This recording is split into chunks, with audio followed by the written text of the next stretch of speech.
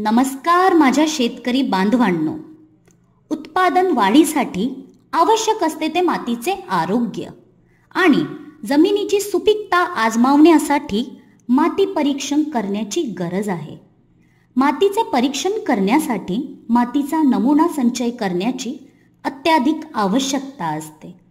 तर चला जाणून घेऊया मातीचा नमुना संकलन म्हणजेच सॉइल सॅम्पल कलेक्शन कसे करतात ते. लक्षात असू द्या, तुम्हाला 5 एकरसाठी एक सॉइल सॅम्पल घ्यायचे आहे. जर तुमचे शेत हे 10 एकरचे असेल तर तुम्हाला 2 सॉइल सॅम्पल घ्यावे लागेल आणि 1-2 एकर शेतीसाठी एक सॉइल सॅम्पल घ्यावे लागणार. तर सर्वप्रथम तुम्हाला तुमचं जे काही एकरचं शेत असेल त्याच्या 4 कोपऱ्यातून आणि मध्यभागातून 5 ते 6 मीटर दुऱ्याच्या कॉर्नर पासून आतमध्ये जागा मापून जो मध्यभाग येईल तिथे विदभर खोल खड्डा अंदाजन 9 इंच इतका करायचा आहे.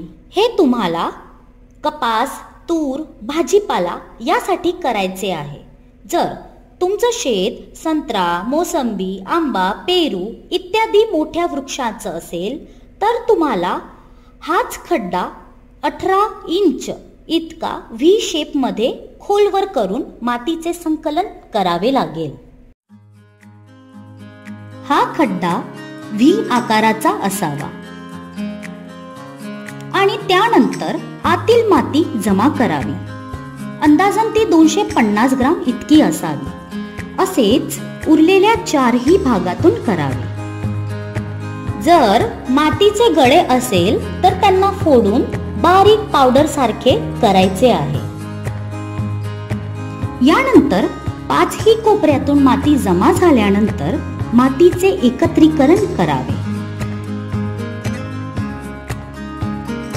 आणि एकत्रित झालेल्या मातीचे 4 समीकरण भाग करून 2 भागांना काढून टाकावे आणि उर्वरित मातीचे पुन्हा एकत्रीकरण करून परत प्रक्रिया रिपीट करावी.